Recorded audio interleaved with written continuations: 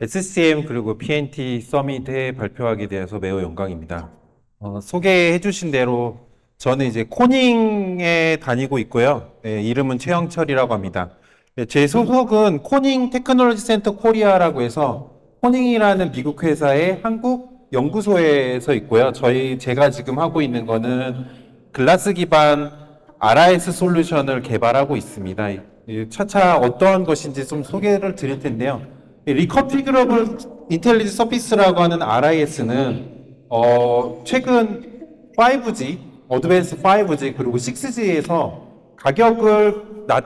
가격을 굉장히 경제적으로 네트워크망을 구축하기 위해서 많이 연구되어 오고 있는 하나의 컴포넌트입니다. 네, 이 자료들은 코닝이 진행했던 그 실험 같은 자료들이 있어서 되도록이면 외부 배포는 좀 하지 않아 주시길 부탁드립니다. 먼저 코닝이라는 회사가 좀 생소할 수 있어요. 지금 SCM이나 PNT 서밋에 오신 분들은 물류 쪽에 좀 포커스가 많이 되어 있기 때문에 코닝 소개를 드리고요. 그리고 왜 저희가 RIS라는 솔루션을 5G나 6G 향으로 개발하고 있는지에 대한 설명을 드리고 RIS가 어떻게 동작하고 어떻게 설계되었는지를 말씀드릴 겁니다. 그리고 이 세션의 저희 발표의 가장 핵심인 RIS 사용해서 통신망을 어떻게 개선했는지에 대한 유즈 케이스를 보여드리겠습니다. 그리고 이제 코닝은 글라스 회사인데 글라스 회사 관점에서 왜 RIS를 지금 보고 있는지, 그래서 그 글라스가 가진 고유의 특성에 대해서, 그리고 고유의 특성이 RIS에 어떻게 적용됐을 때 강점이 있는지를 설명해 드리고 마치도록 하겠습니다. 네, 먼저 코닝 소개해 드리겠습니다. 코닝은 글로벌 회사로서 지금 전 40개 이상의 나라의 그 직원들이 있고요. 헤드쿼터는 미국에 있고 5만 4천 명 이상의 직원들이 있습니다. 그리고 이제 생산 기지는 뭐 77개 이상이 되어 있고 R&D 센터는 10개 이상, 그 중에 하나가 이제 한국에 있는 거고요. 그리고 포춘 500 기준으로 했을 때 현재 324위를 기록하고 있고, 매출은 24년 매출은 다음과 같습니다. 코닝이라는 회사가 개발해왔던 제품들을 소개해 드릴 텐데요. 코닝은 이런 제품들을 만들었어요. 그 중에 여러 가지가 있지만 가장 이제 좀 신기한 거는 아주 오래된 회사예요, 코닝은. 그래서 그 에디슨 전구를 만들었을 때 그 에디슨 전구에 들어가는 글라스를 제공을 했고, 그리고 이제 여러 제품들을 많이 개발해왔는데 뭐 특이한 거 이제 퓨전 프로세스라는 걸 개발해서 굉장히 얇고 균일한 유리를 저렴하게 만들 수 있는 기술을 개발했습니다. 그리고 여러분들 이제 인터넷 할 때 데이터 속도를 높이기 위해서 그 구리선이 아니라 사실 광 케이블로 연결되는 걸 아마 아실 텐데 그 광 케이블을 만든 회사입니다. 그리고 아까 퓨전 설명드렸는데 이 퓨전 공법을 이용해서 저희 LCD TV에 들어가는 TV용 얇은 유리를 만들었고요. 그리고 또 특이한 거는 코로나 백신 아시죠? 코로나 때문에 백신의 그 유리병들이 많이 필요하게 됐는데 그때 들어가는 유리병도 이제 코닝이 이제 만들어서 제공을 했었습니다. 그리고 많이 아시는 폴더블 글라스도 코닝이 만들고 있고, 그리고 아이폰이나 갤럭시 폰에 들어가는 그 단단한 강화 유리도 지금 코닝이 만들어서 납품하고 있습니다. 다양한 유리 제품들을 만들어 왔고요. 혁신을 많이 하려고 노력하는 기업 중 하나입니다. 근데 이제 RIS를 저희가 하는데 RIS라는 것이 어떻게 왜 필요한지를 좀 설명드릴게요. 조금 기초적인 걸 말씀드리면 저희가 예전에 LT, 3G, LT는 4G고요. 그래서 기존에 이제 레거시 밴드는 주파수 사용 대역이 아주 예전에 1기가 이하거나 아니면 4G로 가면서 3GHz 이하의 주파수를 사용해 왔습니다. 그때는 이제 커버리지가 굉장히 넓었어요. 왜냐하면 캐리어 주파수가 낮을수록 전파가 진행할 때 손실값이 낮습니다. 그래서 하나의 기지국이 설치되었을 때 그 하나의 기지국이 커버하는 영역이 굉장히 넓었어요. 그리고 심지어 커버하는 영역이 넓고 어떤 장애물을 만났을 때도 회절 특성이 강하기 때문에 장애물을 만났을 때 전파가 어떻게든 했거든요. 그래서 기지국을 굉장히 많이 깔 필요는 없었어요. 근데 이제 5G가 이제 오면서 이제 주파수가 점점 올라가게 됐습니다. 그 이유는 기존에 저희가 LTE를 쓰고 있는데 LTE 밴드가 좋다고 해서 5G 시작했으니까 LTE 사용자를 다 쫓아내고 5G 시작할 수가 없잖아요. 지금도 LTE 사용자들 꽤 많은데 그래서 근데 5G가 됐을 때는 사용자들은 점점 더 빠른 속도를 원하고 그렇게 되면 밴드위스는 점점 넓어져야 된다. 그러면 남아있는 주파수 대역들이 없기 때문에 점점 높은 주파수로 갈 수밖에 없어요. 그래서 5G가 사실 시작될 때는 뭐 진정한 5G 얘기할 때는 밀리미터 웨이브를 얘기했어요. 28기가, 30기가 주변에. 거긴 대역폭을 굉장히 많이 쓸 수 있습니다. 1GHz까지 쓸 수가 있었어요. 근데 문제는 뭐냐면 이때 커버리지가 굉장히 줄어듭니다. 회절도 되게 잘 안 되고. 그러면 투자비가 많이 올라가겠죠. 근데 이제 5G는 이미 시작됐고 밀리미터 웨이브보다 이제 sub-6에 많이 치중해서 하고 있는데 근데 6G는 어떻게 될 거냐? 6G는 역시 또 높은 주파수 쓰게 될 확률이 굉장히 높습니다. 가장 최근까지 업데이트된 내용을 보면 15기가를 많이 쓸 것 같아요. 왜냐하면 7기가가 굉장히 유력한 주파수긴 했는데 미국 국방부에서 7기가를 자기가 쓰겠다고 해버렸어요. 그래서 미국엔 7GHz 6G 주파수를 쓸 수가 없습니다. 그래서 지금 대안으로 나온 게 15기가인데 점점 주파수는 올라가고 있어요. 뭐 6G, sub-6라고 해서 뭐 100기가 이상도 얘기 나오고 있고 그럼 커버리지는 점점 줄어듭니다. 물론 밴드위스는 점점 넓어질 수 있겠죠. 근데 문제가 되는 건 커버리지가 큰 문제입니다. 왜냐하면 가격이랑 굉장히 민감한 부분이기 때문에 이거 조금 아까 말씀드린 그 커버리지에 대해서 수식적으로 좀 설명드리면 중요한 건 프리퀀시입니다. 사용하는 프리퀀시. 이거는 굉장히 잘 알려져 있는 자유공간상의 전파가 진행되면서 발생하는 패스 로스를 설명한 수식인데요. 제가 밴드별로 이제 좀 커버할 수 있는 영역을 미터로 표현을 했고요. 여기서 한 거는 100dB라는 로스를 발생할 때 똑같이 100dB라는 로스가 발생할 때 어디까지 전송할 수 있는지의 미터를 표현한 건데 보시면 4G는 무려 3.4km까지 커버가 되는데 예를 들어서 이제 6G 로우 프리퀀시만 돼도 343m밖에 안 됩니다. 10분의 1이 줄어든 거죠. 근데 10분의 1이 거리가 단순히 줄어들었다고 생각하면 안 되고 저희가 이제 탑뷰로 봤을 때 2D로 보셔야 됩니다. 그러니까 3.4km가 갈 수 있는 반경이 이제 340m로 줄어든 거예요. 그러면 그만큼 엄청 촘촘한 기지국들을 세워야 되고 거기에 대한 코스트 상승은 굉장히 그 통신사업자한테 부담이 될 수 있다는 거죠. 물론 여기는 이제 그 PNT 세션이기 때문에 이제 프라이빗망 관점에서 보아도 똑같습니다. 어쨌든 많은 장비들을 설치해야지 안정적인 서비스를 제공할 수 있다는 건 동의합니다. 다시 말씀드리면 기존 솔루션으로 보면 그냥 많은 스몰셀 기지국을 달 수 있지만 가격이 올라갑니다. 이퀴먼트 코스트도 당연히 올라가겠죠. 근데 가격이 많이 장비만 올라가는 게 아니라 설치비도 올라갑니다. 설치비도 생각하셔야 되고 장비가 많다는 거는 그 장비들이 사용하는 전력량도 올라간다는 거예요. 유지보수 그 메인터넌스 하기 위한 그 전력값도 계속 포함이 되는 거죠.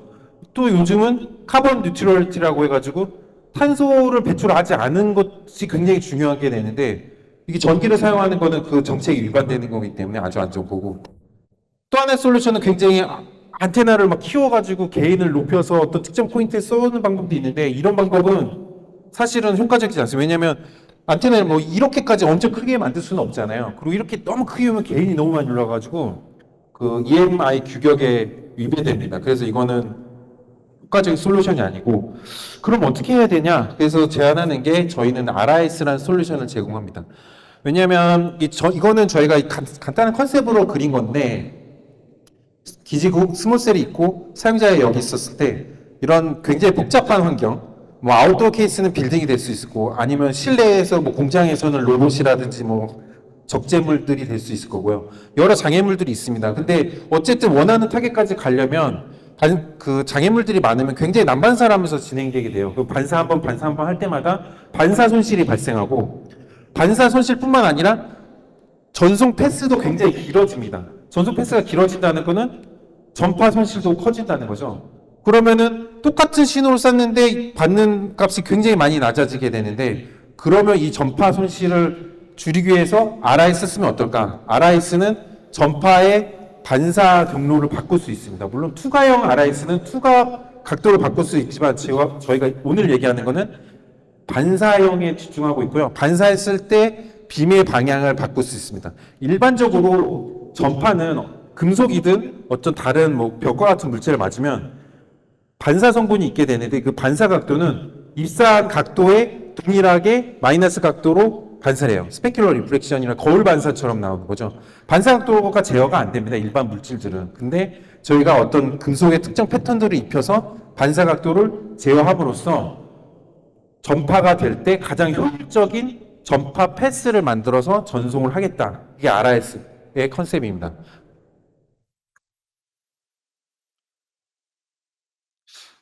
RIS라고 리컨피그 인터넷 서피스가 학계 산업계에서 많이 연구되고 있는데 실제로 이 RIS는 액티브 타입입니다. 빔을 조향을 하겠다라는 겁니다. 어떤 사용자도 이동할 수가 있고 음영 지역도 바뀔 수가 있기 때문에 그 상황에 맞춰서 빔의 각도를 제어해 주겠다는 게 일반적인 이 액티브이고요. 저희도 물론 이 액티브를 그 액정이라는 소자를 해서 전기적으로 그 액정의 상태를 바꿔가면서 실제 빔 각도를 제어한 케이스도 연구를 하고 논문을 많이 내긴 했습니다. 근데 오늘 발표드릴 거는 패시브 RIS라고 전력을 사용하지 않고 반사하는 겁니다. 그렇기 때문에 빔 각도를 제어할 수는 없어요. 제어할 수는 없는데 저희가 여러 가지 디자인을 가지고 상황에 맞춰 그거를 제공하면 그 상황에 맞는 음영 지역을 개선하는 케이스로 저희가 제안하고 있습니다. 왜 근데 우리가 패시브 RIS에 좀 포커스를 하고 있냐?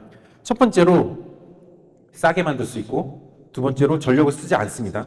그리고 현재 좀 이 액티브 RIS를 하기가 되게 어려운 게 얘가 어느 포인트에 커버리지 홀 음영 지역이 생기는지를 알아야 되는데 그걸 알기가 되게 어려워요. 그러려면 기지국과 단말이 통신을 하면서 이 RIS, 액티브 RIS한테 신호를 줘야 돼요. 어떤 부분이 음영 지역이니까 어떤 각도로 쏴주세요라고 라는 정보를 줘야 되는데 그렇게 되려면 표준화가 반드시 필요하고요.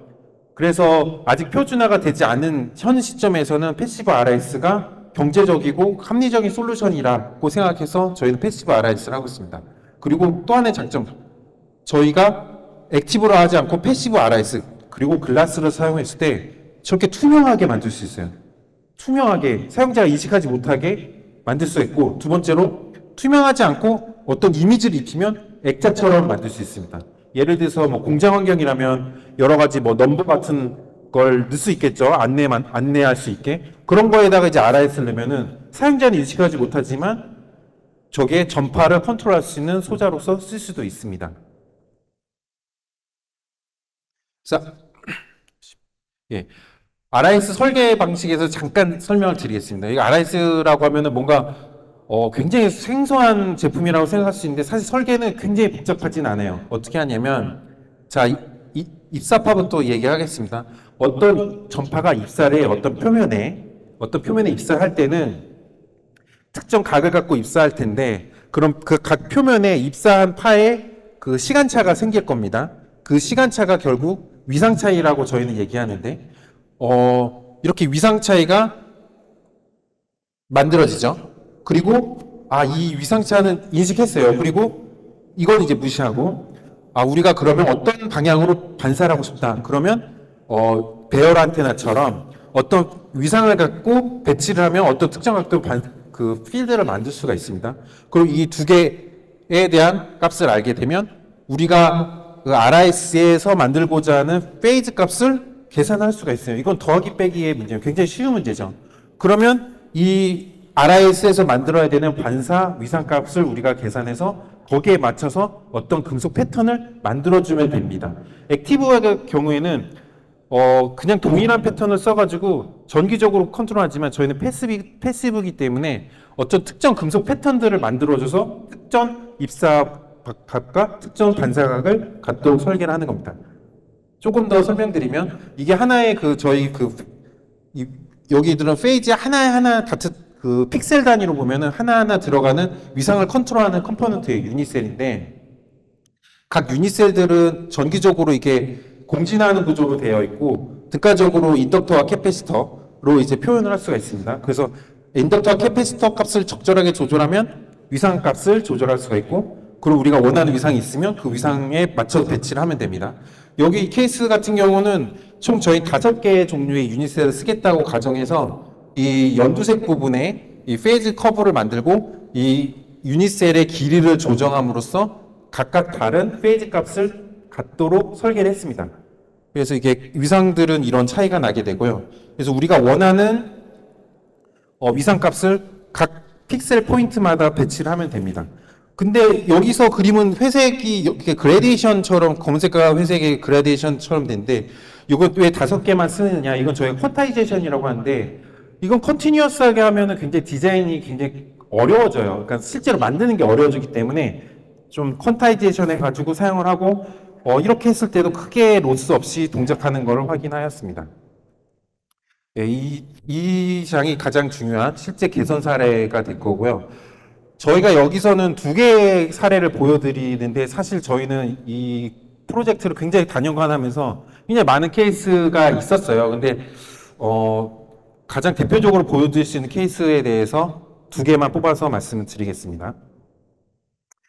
이거 유즈 케이스를 먼저 보시겠어요? 이거는 유튜브에서도 저희가 올리는 건데 동작하는 사례에 대해서 설명하는 게 아웃도어 케이스인데 저희 빌딩 뒤에는 5G나 6G에 분명히 음영 지역이 생길 거고요. 이 음영 지역을 어떻게 개선할 거냐에 대한 문제가 생기겠죠. 인도도 마찬가지인데 급격하게 꺾여 있는 벽 같은 경우는 벽 뒤에는 음영 지역이 생깁니다. 아예 통신이 안 될 수도 있고 굉장히 약전개가 될 수도 있어요. 이런 부분을 해결을 해야 되는데 이걸 하기 위해서 하나의 기지국을 더 단다는 건 가격적으로 되게 부담이 될 수가 있습니다. 그래서 저희가 제안하는 거는 RIS를 적절한 포인트에 위치를 시켜서 저 음영 지역까지 신호를 보내주는 릴레이 형식으로 릴레이 형태의 컴포넌트를 쓰겠다. 실내에서도 마찬가지로 마치 벽에 그냥 액자 걸어 놓듯이 걸어 놓으면은 제가 신호를 받아서 원하는 포인트로 전파를 보내주게 됩니다. 네, 이게 저희가 지금 생각하는 RIS에 대한 시나리오고, 정리한 케이스고요. 아웃도어, 인도 다 쓸 수 있습니다. 이거는 저희가 이제 인도 통신사랑에서 했던 케이스인데, 물론 저희 인도 출장 가서 이제 아웃도어도 테스트하고 아웃도어도 인도 여러 케이스를 다 했지만, 일단 인도 케이스가 여기서 좀 더 관심이 있을 것 같아서 인도 케이스 뽑아 보여드렸습니다. 여기서 보시면 여기 기지국 여기 그 베이스테이션 또는 스몰셀이 있는데 이 가운데 부분은 이퀴먼트 룸이라고 서버룸 같은 게 있어요. 그래서 메탈이 꽉 차 있어가지고 이 반사편 쪽에 이 반대편 쪽은 다 음영지겨요. 그러니까 신호가 굉장히 약해지거나 음영지역이 굉장히 많습니다. 근데 저희가 RIS를 배치를 했고요. 저렇게 그림이 그려져 있는 배치를 했고 보면은 저희가 이 테스트 에어리어라고 약간 연한 하늘색 이 포인트를 다 측정을 해서 그 RSRP 값을 뽑았고 거기에 대한 그 누적된 값을 측정을 했습니다. 그러면 RIS를 사용해서 1개를 썼을 때와 6개를 사용했을 때 안 썼을 때를 비교하면은 물론 많이 쓰면 많이 쓸수록 전파를 많이 받으니까 개선 포인트는 있죠. 근데 1개를 썼을 때도 개선이 있습니다. 어쨌든 가장 최고 개선치를 보면은 RIS 사용함으로써 굉장히 약정계 있는 마이너스 110dB 값에서 봤을 때 35%가량의 성능 개선을 받고요. 일반적으로 통신사들과 얘기를 했을 때 20% 이상의 CDF 임프루먼트를 요구를 하고 있는데 지금 보면은 그 이상의 값까지 개선이 됐습니다.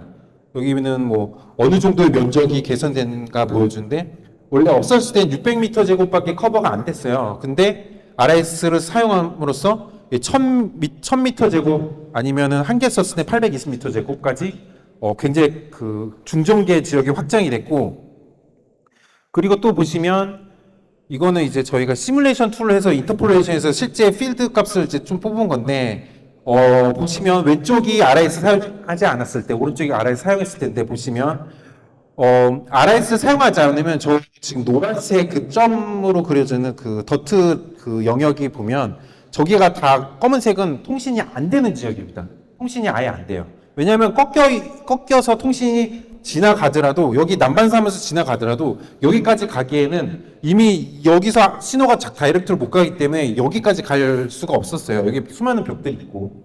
근데 RIS 사용하면은 일단은 이 지역까지는 신호가 보내줄 수 있어요. 그래서 하늘색 영역이 일단 녹색으로 개선이 됐고요. 개선이 이제 하늘색에서 녹색까지 개선이 됐습니다. 그래서 한 20dB 정도 신호를 개선이 되고, 플러스 여기서 난반사가 발생하기 때문에 아예 통신이 되지 않는 지역도 통신이 될 수가 있어요. 그래서 결국적으로 통신이 안 되는 지역을 개선도 시키고, 굉장히 좀 약정계 영역에 있던 애들이 그래도 중정계 영역까지 넘어가는 것을 확인을 할 수 있었습니다. 그리고 아까는 봤던 게 이제 섭6 지역 주파수 3.6GHz 주파수를 봤던 거고, 이제는 이제 사실 특화망에서 요즘 주력으로 하는 건 섭6 쪽 많이 하지만 결국 그래도 언젠가 먼 미래가 됐을 때는 많은 양의 데이터를 처리하기 위해서 밀리미터 웨이브 대역을 쓸 수 있잖아요. 그런 밀리미터 웨이브에 대한 스터디가 필요하기 때문에 저희가 이제 실제로 테스트한 케이스를 보여드리겠습니다. 여기서 좀 의미가 있는 거는 저희가 아까도 그렇고 지금도 그렇고 그냥 실험실 장비로 테스트를 하는 게 아니라 저희가 사용하는 장비는 실제 동작한 양산하고 있는 장비를 사용해서 했고요. 아까는 인도 사업자랑 했기 때문에 인도 장비였고, 지금은 이제 코닝이 생산하고 있는 코닝 스몰셀과 연동해서 미국에서 테스트했어요. 왜냐면 28기가는 국내에서 서비스를 안 하기 때문에 미국에서 테스트를 했고요. 데이터를 보여주면 보통 이제 위에 많이 설치가 되거든요. 실링 마운트. 근데 이제 밀리미터의 전파에 대한 그 손실이 너무 크기 때문에 스몰셀 주변까지밖에 그 원을 그리면서 그 커버리지가 형성밖에 안 돼요. 더 멀리 보내고 싶은데 그런 데서 문제가 생기는 거죠. 왜 그러냐? 신호 쏘면은 바닥에 부딪혀서 위로 갔다, 위로 가서 밑으로 갔다. 이렇게 몇 번만 반사하다 보면 신호가 굉장히 많이 손실이 되거든요. 그렇기 때문에 전파의 경유가 굉장히 짧습니다. 이 데이터를 보여드리면 왼쪽이 사용하지 않았을 때, 오른쪽이 사용했을 때입니다. 여기가 별표가 스몰셀에 있는 위치이고요. 이쯤에 이제 저희가 RIS를 놓게 된 거고, 보시면 이제 파란색일수록 신호가 굉장히 약한 건데, 보시면 회색은 아예 통신이 안 되는 부분이고요. 그러면 이쪽 이 노란색 이 지역을 보면 이 지역들이 다 RIS 사용했을 때 개선된 포인트입니다. 여기가 원래는 신호가 아예 안 터지거나 굉장히 약정계였어요. 근데 RIS 써서 신호를 확장시켜 준 거죠. 왜냐? 전파를 어떻게 바꿨냐면 저희가 이렇게 막 위아래 흔들 게 아니고 그냥 바로 지평선의 평행한 방향으로 전파를 바꿨기 때문에 난반사가 하지 않고 가장 효율적인 패스로 신호를 전달했기 때문입니다.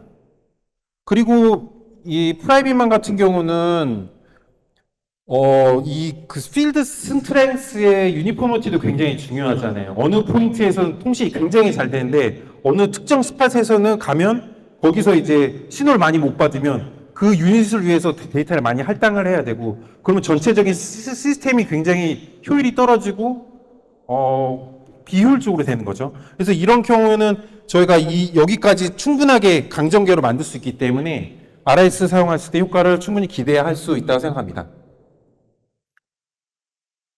짧게 RIS 사용하는, 왜 근데 코닝이 글라스 RIS라는지 짧게 설명드리겠습니다. RIS는 면적이 클수록 많은 신호를 받아서 많이 보낼 수가 있어요. 너무 당연한 거죠. 그러면 결국 심플하게 RIS 사이즈를 키우면 더 효과를 볼 수가 있습니다. 근데 사이즈를 키우는 데 있어서 글라스만한 게 없습니다. 예를 들어서 저희가 흔히 아는 PCB, 어떤 업체 홈페이지에서 지금 뽑은 건데 가장 크게 만들 수 있는 게 이 정도 45cm, 1.2m 이 정도 사이즈인데 죄송합니다. 45cm, 1.2m 이 사이즈인데 글라스는 사실 키우려면 엄청 크게 키울 수 있어요. 18배 정도 키울 수가 있습니다. 그러니까 사이즈를 키우는 데 있어서 글라스는 오히려 되게 강력한 장점이 있는 거죠. 그래서 더 큰 제품을 설치할 수 있다. 이런 장점이 있고, 두 번째로는 글라스는 일반적인 PCB보다 표면이 굉장히 고릅니다. 고르기 때문에 고른 게 뭐가 좋냐? 전파가 예를 들어 6G 같은 경우 지금 낮은 주파수인데 일반적인 그 PCB 상에서는 뭐 기술적인 것 좀 많이 스킵하고 넘어가겠습니다. 이 6G는 한 0.78 정도 되는 이 스킨 뎁스가 필요한데 PCB는 이걸 0.78 마이크로미터를 넘어가요. 그럼 그 얘기는 손실이 더 많이 발생한다. 금속에서. 금속의 표면이 더 많이 발생하기 때문에 받은 신호를 어느 정도 손실을 갖고 반사하기 때문에 효과적인 RS, 좋은 RS를 만들기 어렵다. 하지만 글라스는 그거 로스를 줄여서 할 수 있다라는 장점이 있고요. 이거는 이제 로스에 관한 뭐 시뮬레이션 값인데, 예, 이거는 뭐 앞서 말씀드린 사항이니까 스킵하도록 하겠습니다. 예, 이건 글라스, 예, 이거 저희가 뭐 찍어본 건데, 뭐 러프니스 데이터고요. 예. 하지만 코닝은 아까 말씀드렸던 초반에 말씀드렸던 퓨전 프로세스를 쓰면은 글라스 자체는 굉장히 표면이 고르지만 코닝 글라스는 더 표면이 골라요. 왜냐면 퓨전 프로세스는 이렇게 특별한 그 어떤 가공을 하지 않고 그냥 유리를 쭉 뽑아내는 거기 때문에 표면이 굉장히 매끄럽습니다. 그래서 더 좋은 성능을 나타낼 수 있다가 될 수 있고요.